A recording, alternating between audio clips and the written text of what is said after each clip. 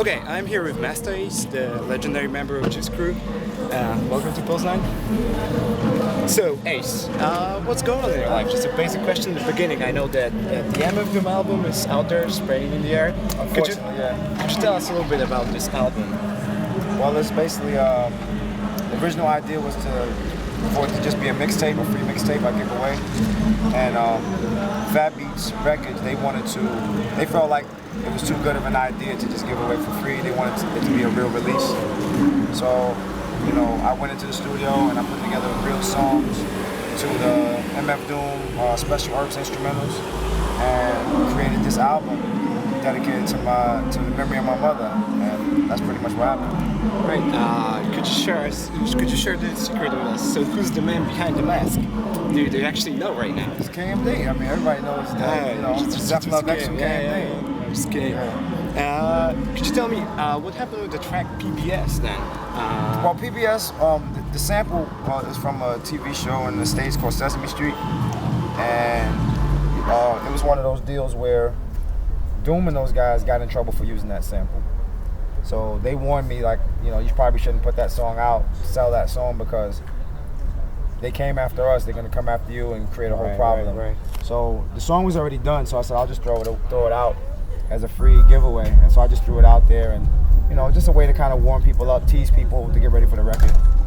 So are you an actual Sesame Street fan then? Oh, I was, heck yeah. When I was a kid, I watched Sesame Street every day, like every day.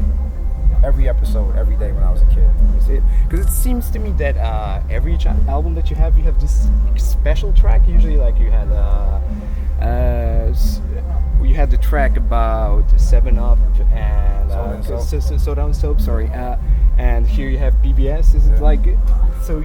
Every album that you have this special track. It's just fun. It's just like, as a writer, it's a challenge to try to take something like the alphabet and create a story around it, or take characters from Sesame Street and create a story around it, or take different brands of soda and create a rhyme about it.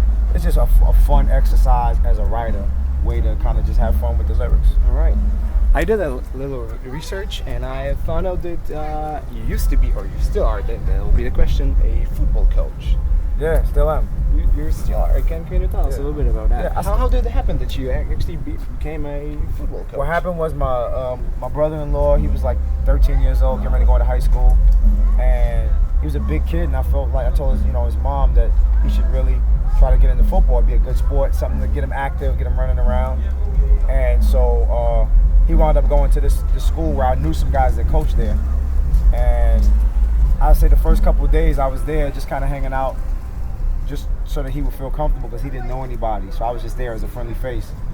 And then before you knew it, I started helping out the younger guys, getting in stances, and before you know it, I was teaching and I had on a hat, and then it just went from there. I became a coach. It was kind of like by mistake, but I've been doing it for 10 years now.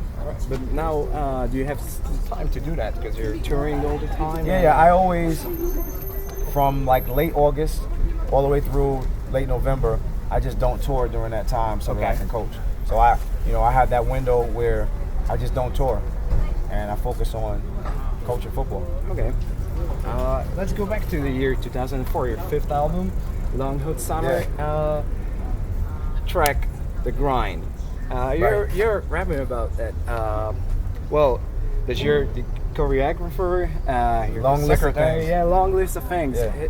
Did you employ any new guys around, or is it still the same? Are you the man behind the wheel? It's kind of hard, man. Like I actually reached out to a few people to see about some guys coming to intern to help out, because we're starting to get more music, more acts. We have this group called the Bundys getting ready to come out, and I'm working my project. There's another act. I mean, so it used to be a 3-man show, me, my partner Filthy Rich, and my partner DJ Rob, but the three of us can't do everything. It's like impossible. So we really do need to add some people, because I'm wearing a lot of hats. They're wearing a lot of hats. I'm editing video, and like I'm trying to do everything, and it's impossible. Okay. Well, at the end of Long Hot Summer, you said that when it comes to solo albums, that's the end.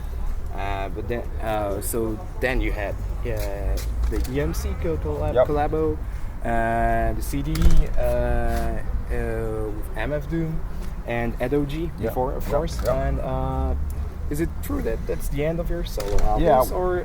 I want it to be. To me, like, this is like the phase in my career where I'm just gonna do kind of like what I call special projects. All right. EMC, A&E with EDOG, now the Doom project. You know, I still wanna make music. I still wanna create, but I kind of want to do it under, you know, a different umbrella of music. You know, I don't want it to be compared to the other solo records. So these new records that I do, they can't really be compared to Long Hot Summer or Disposable Arts because they're really different. They're collaboration records. So I'm gonna keep doing special projects until I get bored with that, and then maybe I'll do something else. So there is a chance still. I wouldn't say. I don't know. I have no idea. One day. Okay. When it comes to so you started off with the Cold Chilling Company, and then you moved to Delicious Vinyl. How, of course, it changed a little bit your music, but did it change your life at all? Moving on. Not really. I mean, I was still living in Brooklyn. You know, I was signed to a label in California, so I had to spend a lot of time in California. I traveled back and forth, East Coast to West Coast, a lot. And I would stay in California sometimes for 3-4 weeks, a month in a hotel, because I had to promote the record out there and be at the label and, you know, talk to the label and have meetings and things like that. So I would spend long periods of time at the record label. But in terms of my life, nothing really changed. I mean, I'm still the same Brooklyn kid, even though I was spending time on the West Coast. Nothing had changed really much for me. You're a travel man. You travel a lot. What is traveling to you? Do you have time just to walk around, do some sightseeing, some local food, or sometimes? You know, these trips a lot of times they really boil down to checking into the hotel, maybe getting a bite to eat, going to sound check, back to the room, get ready for the show, and come do the show. Go to bed, wake up early in the morning, jump in the van, drive to the next city.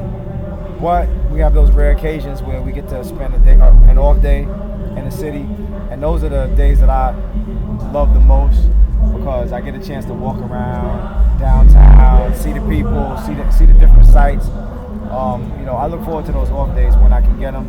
This tour we only had 2 off days, the whole tour, or 3, but and that's 3 days and 22 shows. So it's been a pretty rough run. So it's kind of hard to just walk around and. I mean, because you just don't have time. You're tired, you're sleepy, you gotta eat, you know. So off days are really where we get a chance to do that stuff. Okay. And when it comes to your new projects, can you tell us a little bit about your new? Are you planning anything right now? The two new releases are M.A. Doom, Son of Yvonne, which is coming out July 17th, and the 10-year anniversary of Disposable Arts re-release, which is going to be triple vinyl, instrumentals, acapellas, special artwork, poster. Like it's going to be a big package, a special limited edition package, and there'll be a 7-inch in there as well, with me doing live with a live band, doing a couple of the tracks from the Disposable Arts. But it's going to be a nice little package, a collector's edition. Great, because it's really hard to get when you buy it on eBay or. Exactly. Okay, well, I do have something for you. Those are not the keys for your new Chevy Blazer, because I know that was your first car, but I've got something for you over here. Do you have your magical bag with you? You do have it. Yeah. So, this is some kind of special sugar. I know that children don't do that at home. Actually, that's some brown sugar over here. I know that you always carry some sugar with you. Is it true? I do. I carry raw sugar. Yeah, so this is a real special thing over here. I hope you'll enjoy it. Well, thanks. You're welcome. That's cool. So, thank you very much for. Fine. That's good. Thank you very much for some time. Thanks for your time. Thanks for the interview. You got it, man. Big up Poland. Yeah. Peace. Thanks.